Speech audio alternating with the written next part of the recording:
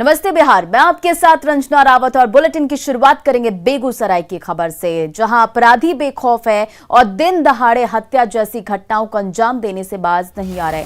ताजा मामला नया गांव थाना क्षेत्र के सोनपुर भराट गांव का है, जहां बाइक सवार अपराधियों ने बालू कारोबारी नीरज कुमार उर्फ गोलू की गोली मारकर हत्या कर दी और हत्या के बाद आक्रोशित लोगों ने सड़क जाम कर जमकर हंगामा किया और प्रशासन पर लापरवाही का आरोप लगाया।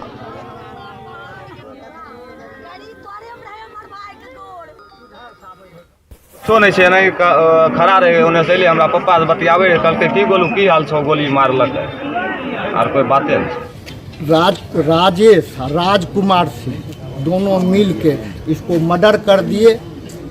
मर्डर करके दूसरे बगडोब में जाकर मर्डर किए कि कोई पहचान नहीं हमको पाए। आम जनता या सड़क पर अब समझिए दिन दहाड़े लोगों का मर्डर हो रहा है, कहीं कोई खौफ नहीं कानून का, कोई आदमी सुरक्षित ही नहीं है। अभी जो वर्तमान कानून व्यवस्था की स्थिति है, अब क्या कहा जा सकता है। इतनी दर्दनाक, इतनी माने शर्मनाक घटना, हमको लगता है प्रशासन को शर्म करना चाहिए। इस तरह की घटना घट रही है और वह अभी थाना से 1 किलोमीटर की दूरी पर। और सुपौल में केरल के रहने वाले 2 पादरी को लोगों ने पकड़ा। लोगों ने पादरी को पकड़कर पुलिस के हवाले किया, लेकिन लिखित शिकायत नहीं होने के कारण दोनों को छोड़ दिया गया। पादरियों कई लोगों के धर्म परिवर्तन कराने की बात भी स्वीकार की है और पादरियों में एक महिला भी शामिल है। धर्मांतरण कराने के लिए इन्हें महीने में 11,000 रुपए भी दिए जाते थे और ये लोग लालच देकर हिंदू परिवार के लोगों का धर्म परिवर्तन कराने की बात स्वीकार किए हैं। हिंदू संगठन के लोगों ने आंदोलन की चेतावनी दी है, लेकिन पुलिस ने लिखित आवेदन नहीं होने के कारण दोनों को छोड़ दिया। आप लोगों का घर कहाँ है? हम लोग अभी बेलाई में रहते हैं, हम केरल के हैं। केरल के हैं। अभी किस धर्म का प्रचार करते हैं? ईसाई धर्म का। अच्छा, कितना पैसा देता है ये महीने का? महीने का कितना पैसा देता है? 11,000। अभी तक यहाँ पे कितने लोगों को ईसाई बनाए हैं? गांव-गांव में गया है तो प्रचार कर रहे हैं। कितने लोगों को बनाए हैं? कै ठो? बहुत लोगों को बनाए हैं। अच्छा, बहुत लोगों को बनाए हैं। अभी और कितना दिन यहाँ रहने का टारगेट था? अभी रहने का टारगेट अब नहीं रह रहा है। अच्छा, तो अभी आपको भेजा गया था यहाँ पे हिंदुओं की ईसाई बनाने के लिए। हाँ। कितने लोग गर्दन उठा के बात करो, कितने लोगों को प्रलोभन दे के बनाते हैं ईसाई? पैसा वैसा देते हैं लोगों को। सरकार से अविलंब मांग करते हैं कि ईसाई धर्म में परिवर्तन के लिए जिस तरह से लोभ और प्रलोभन दे करके ये लोग जो जगह जगह पर अपना स्कोटिंग लगा करके हिंदू धर्म को लोभ दे करके गरीब लोगों को जो है प्रलोभन दे करके लाया जा रहा है, ईसाई धर्म में परिवर्तन किया जा रहा है। हम सरकार से अविलंब मांग करते हैं कि इस पर रोक लगाया जाए, नहीं तो अन्यथा बाध्य होकर हम सभी हिंदू संगठन इसके लिए आवाज़ उठाएंगे। हम जिला प्रशासन से भी मांग करते हैं कि इसको अविलंब रोक लगाया जाए। और बांका से एक बड़ी खबर आपको बता दें, जिस मदरसे में बच्चों की पढ़ाई होती है उसी करहरिया मदरसे में खतरनाक हथियार मिले हैं और मिले हथियारों में 4 देसी कट्टा और 8 जिंदा कारतूस बरामद हुए हैं। आप तस्वीरों में भी साफ देख सकते हैं कि बरामद 4 देसी कट्टा और 8 जिंदा कारतूस मिले हैं और बताया जा रहा है कि सभी हथियार पुआल के बोरे में छुपा कर रखे गए थे।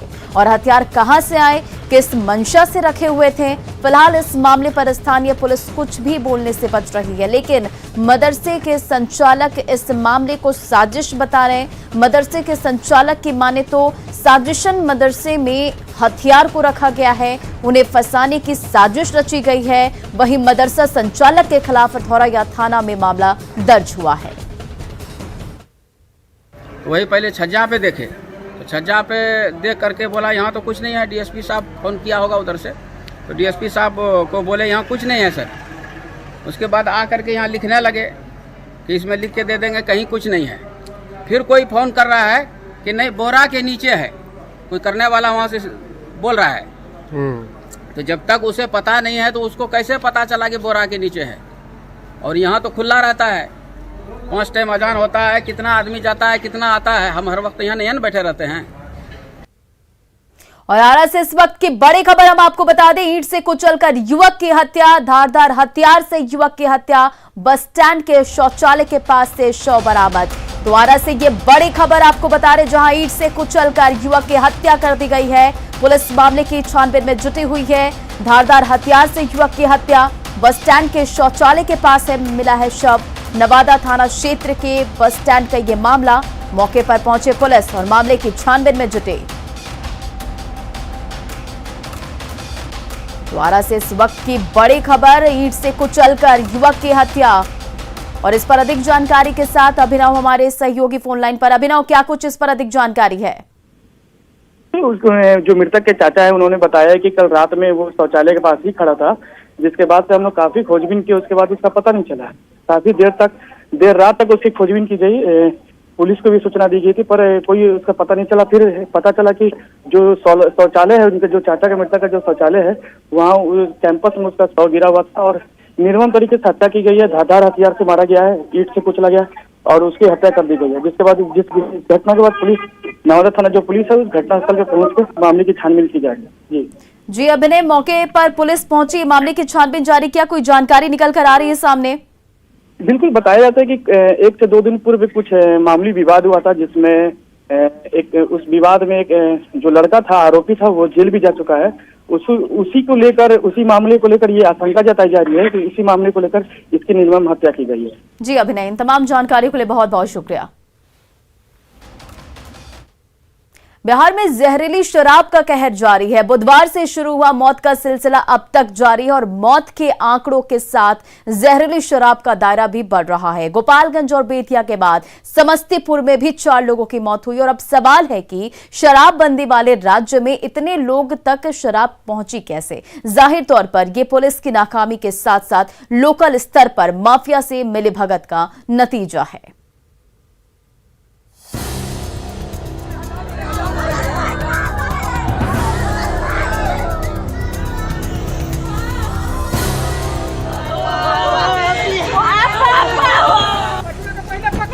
पहले पकड़ो, उसको पकड़ो, बच्चा झोला रखा है, बच्चा के रगेट के पकड़ो पहले, वही झोला उठा के रखा है उधर। अरे बचवा को पकड़ो रे, वही बताएगा कहाँ क्या है, वही झोला उठा के लेके भागा है। इतनी मुस्तैदी होती तो इतना बड़ा शराब कांड नहीं होता। शराब माफिया सर नहीं उठा पाते और 25 से ज्यादा लोगों के हलक में जहर नहीं उतरता। बेतिया और गोपालगंज के बाद जहर का कहर अब समस्तीपुर में भी बरपा है। रुपौली में 4 लोगों के संदिग्ध मौत की बात सामने आ रही है। मृतक वीर चंद के पिता की माने तो दीपावली की रात लोगों ने छक के शराब पी थी। खाया मान लीजिए दिवाली के रात में। अच्छा। कल तो डेट किया, परसों दिवाली था, रात में खाया पिया, कल शाम में डेट कर दिया। अच्छा, कितने लोग थे? लोग हगामा था, हगामा जैसे आज है उसी आदमी उसी तरह। कितना लोग मतलब साथ बैठ के पिए थे? वो बैठ के पीने वाला तो 4-5 गो था। समस्तीपुर पुलिस भी पूरे मामले को शराब से जोड़कर देख रही है। समस्तीपुर में मरने वालों में 2 जवान भी शामिल हैं। 4 लोगों की डेथ कंफर्म्ड हुई है, जिसमें एक बीएसएफ जवान है विनय कुमार, एक आर्मी के जवान है जगन्नाथ राय, जिनके यहाँ पे श्राद्ध का भोज था, उनकी दादी और चाची की डेथ हुई थी। तो अभी तक जो उन लोगों ने बताया था कि इस गांव में 2 श्राद्ध के भोज थे, एक तो आर्मी जवान उनके यहाँ पे था और एक बगल के घर में था जो कि उनके ही पट्टीदारी में था। इधर गोपालगंज में शनिवार को 2 और लोगों की मौत हो गई, जिसके बाद गोपालगंज में मरने वालों का आंकड़ा 13 तक पहुँच चुका है। मृतक के परिजनों का आरोप है कि शराबबंदी के बाद भी मोहम्मदपुर में खुलेआम शराब की बिक्री होती थी। शिकायत के बाद भी पुलिस कान में तेल डालकर बैठी रही और इन लोगों का मौत जहरीली शराब पीने की वजह से 2 तारीख को नाइट में लोग शराब पिए थे। शराब कहाँ से आता था कुछ पता है? जी ये तो पता नहीं है, लेकिन हमारे घर के बगल 4 नंबर वार्ड पड़ता है, उसमें जो हरिजन टोला है उस वहाँ पे घरे घर शराब बिकता है, वहीं से ये लोग शराब पिए हैं। तो छापेमारी नहीं करती थी? जी पुलिस इस पे कोई कार्रवाई नहीं कर रही थी पहले। जब 3 तारीख को जब ये कांड हुआ तब इन लोगों ने इस पे एक्शन लिया और जाकर धड़ाधड़ छापामारी करने लगे। कहना गलत नहीं होगा कि बेतिया, मुजफ्फरपुर और समस्तीपुर में शराब कांड पुलिस की नाकामी का नतीजा है। पुलिस और प्रशासन अगर मुस्तैद होते तो 28 परिवारों की दीपावली काली नहीं होती। गोपालगंज से आनंद, समस्तीपुर से मुकेश और बेतिया से प्रफुल्ल कुमार की रिपोर्ट। हमने अभी आपको बताया कि बिना लोकल स्तर की संलिप्तता के शराब का अवैध धंधा संभव नहीं है। कुछ ऐसा ही इशारा बिहार बीजेपी के अध्यक्ष संजय जायसवाल ने भी किया है। सुनिए संजय जायसवाल ने क्या कुछ कहा है। हर हालत में रिव्यू करने की आवश्यकता है। यह एक बहुत अच्छे इंटेंशन से और महिलाओं के पक्ष में लाया हुआ एक बहुत ही बढ़िया प्रयास माननीय मुख्यमंत्री जी के द्वारा है।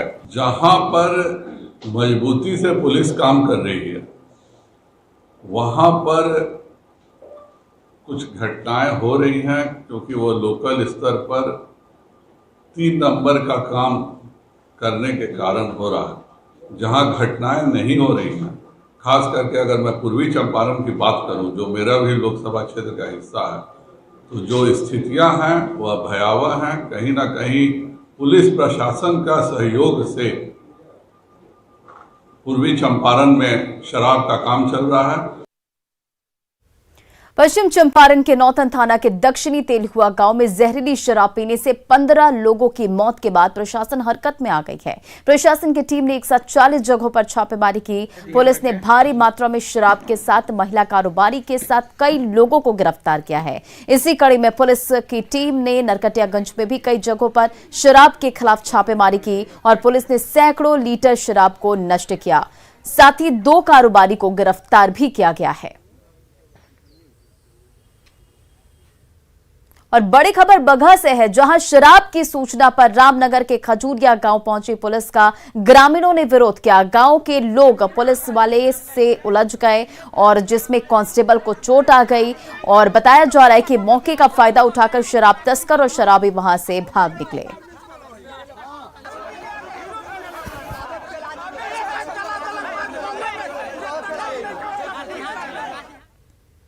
बड़ी खबर गया से है, जहां टनकुप्पा थाना अध्यक्ष अजय कुमार पर जानलेवा हमला हुआ और घटना बरतारा गांव के पास की बताई जा रही है, जहां मूर्ति विसर्जन के समय डीजे बजाने से रोकने पर थाना अध्यक्ष अजय कुमार को गोली मार दी गई और गोली उनके पैर में लगी है। इलाज के लिए उन्हें ANMMCH में भर्ती कराया गया। फिलहाल उनकी स्थिति खतरे से बाहर है। उनके पैर में लगी, लेफ्ट पैर में, जांग पे, और अच्छी बात ये रही कि वो आउट ऑफ डेंजर है और किसी तरह की दिक्कत नहीं है। परंतु हम लोगों ने सबको आइडेंटिफाई कर लिया है और बहुत ही ज़बरदस्त तरीके से कार्रवाई इसमें की जाएगी। जो भी है उसको किसी भी हालत में बख्शा नहीं जाएगा, सारे के सारे अरेस्ट होंगे। पूर्वी चंपारण में ASI की पिटाई का वीडियो सोशल मीडिया पर वायरल हो रहा है। वीडियो सुगौली थाना क्षेत्र की बताई जा रही है और दीपावली की रात जवान की पिटाई की गई और गांव में हो हंगामा करने की सूचना मिलने पर सुगौली थाना में पदस्थापित ASI सीताराम दास छपरा बहास गांव पहुंचे, जहां पर असामाजिक तत्वों ने उनके साथ मारपीट की और बाद में बिजली के खंभे से बांधकर जमकर पिटाई की। दीपावली की देर रात हुई घटना का गांव के ही किसी युवक ने वीडियो बनाकर सोशल मीडिया पर वायरल किया है और दीपावली के बाद 5 नवंबर को ASI सीताराम दास ने सुगौली थाने में 10 लोगों के खिलाफ प्राथमिकी दर्ज कराई और दर्ज प्राथमिकी में उन्होंने कहा कि छपरा बहास चौक पर करीब 200 लोगों ने उन्हें बंधक बना लिया और उनके साथ मारपीट किया गया।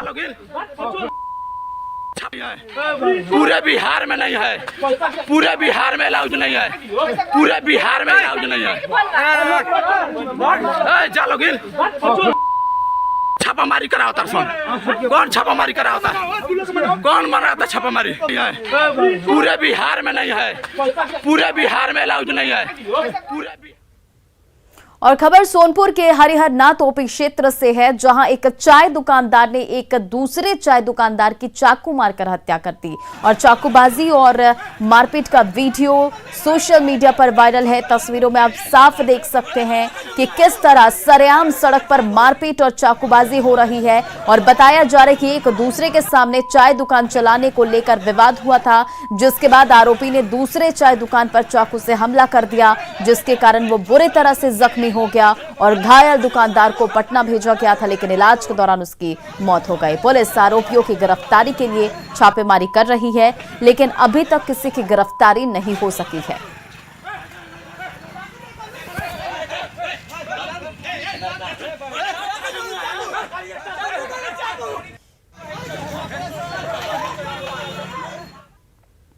और इधर छपरा में खैरा थाना की पुलिस ने 3,33,000 के जाली नोट के साथ 4 तस्करों को गिरफ्तार किया और गिरफ्तार तस्कर खैरा थाना क्षेत्र के हल्दी छपरा गांव के जाली नोट छापकर उसे छपरा के बाजार में खपा रहे थे। सूचना के बाद पुलिस के एक स्पेशल टीम का गठन कर मामले की जांच शुरू की गई और उसके बाद छापेमारी कर शोएब रजा को गिरफ्तार किया गया और उसके पास से 1,05,000 रुपए का जाली नोट भी मिला है और उसकी ही निशानदेही पर पुलिस ने राजा कुमार, अनवर अली और मोहम्मद गुड्डू को गिरफ्तार किया है और उनके पास से भी जाली नोट बरामद किया गया है। साथ ही पुलिस ने उनके पास से 2 मोबाइल और 1 कलर प्रिंटर भी बरामद किया है। पुलिस के मुताबिक गिरोह के तार अंतर्राष्ट्रीय तस्करों से भी जुड़े हो सकते हैं। 4 जाली नोट गिरोह के लोगों को गिरफ्तार किया है। उसके पास से 3,33,000 जाली नोट भी बरामद किया गया है। 1 कलर प्रिंटर भी बरामद किया गया है। 2 मोबाइल और 1 मोटरसाइकिल भी जब्त किया गया है। इस कलर प्रिंटर से भी ये लोग जाली नोट छापते हैं। साथ ही साथ इन लोग नेपाल से भी जाली नोट मंगवाते हैं और उसको मिक्स करके ये उसको बाजार में चलाते हैं। दिल्ली के बाद अब मुंबई में छठ पूजा पर सियासी घमासान मच गया है। मुंबई में समुद्र के किनारे छठ मनाने पर पाबंदी लगा दी गई है, जिसके बाद बीजेपी के साथ कांग्रेस भी बीएमसी के फैसले के खिलाफ उठ खड़ी हुई है। छठ पूजा पर मुंबई में सियासत, बीएमसी पर उठ रहे हैं सवाल। कांग्रेस भी सरकार के फैसले के खिलाफ।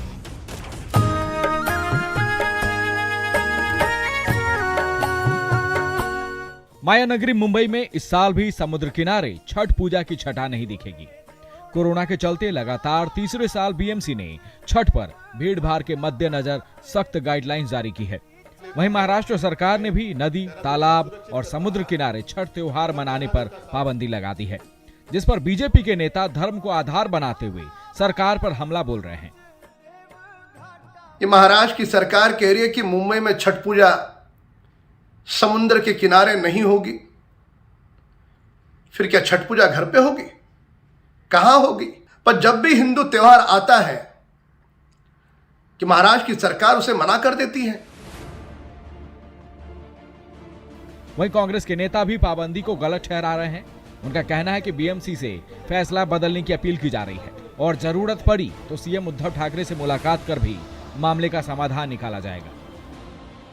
मुंबई के अंदर जिस तरीके से महानगर पालिका ने छठ पूजा को लेकर गाइडलाइन जारी की है, उस गाइडलाइन को संशोधन करने का काम मुंबई महानगर पालिका को करना चाहिए। हम इस बात को लेकर माननीय मुख्यमंत्री उद्धव ठाकरे जी के पास भी अपनी बातें रखेंगे। वहीं सरकार के मंत्री नवाब मलिक का कहना है कि पाबंदी पूजा पर नहीं, वैसे मनोरंजक कार्यक्रमों पर लगाई गई है, जिसमें भीड़ जमा होती है। किसी भी पूजा के कार्यक्रम पे किसी भी प्रकार की बंदिश नहीं है।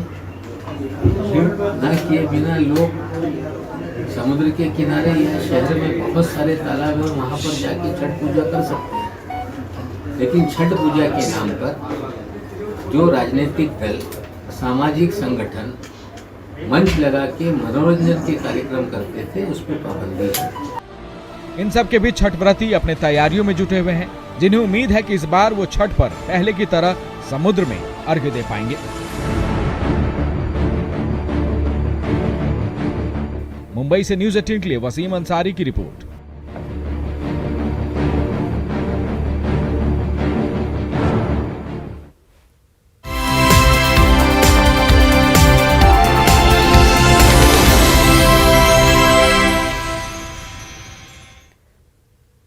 और अब बात सिवान शहर में स्वच्छता की क्या स्थिति है, इसकी पड़ताल न्यूज़ 18 के क्लीन रिपोर्टर मृत्युंजय सिंह ने की। हमारी पड़ताल में शहर में साफ सफाई का दावा खोखला नजर आया, क्योंकि शहर के कई इलाकों में कचरे के उठाव की समस्या देखने को मिली, तो वहीं नगर परिषद की लापरवाही से लोग परेशान दिखे।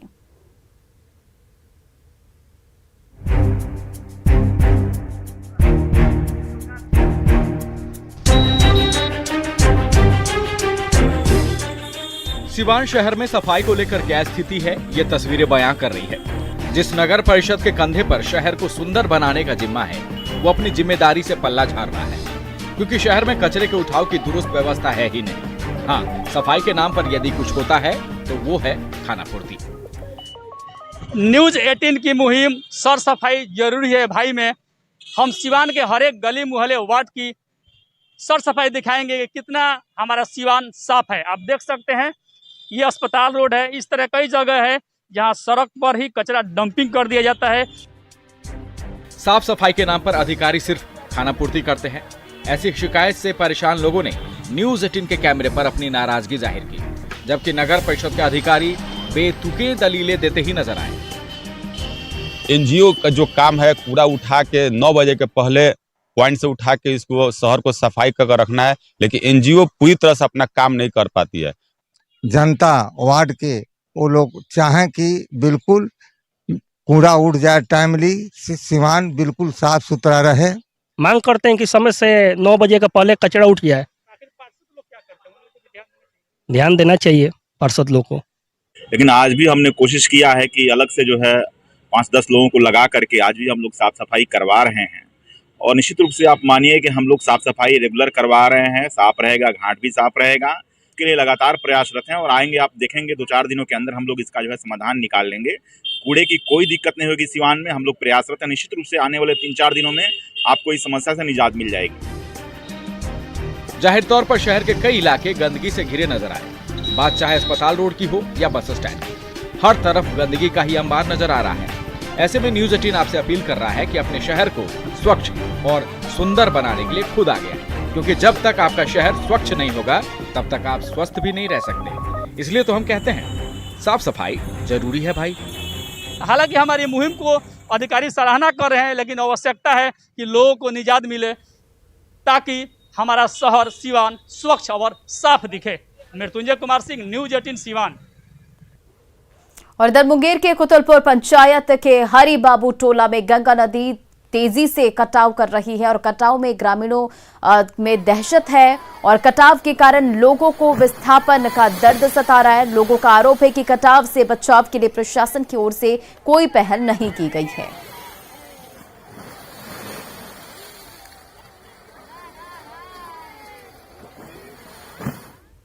और फिलहाल इस बुलेटिन में इतना ही। बने रहे आप न्यूज 18 बिहार झारखंड के साथ।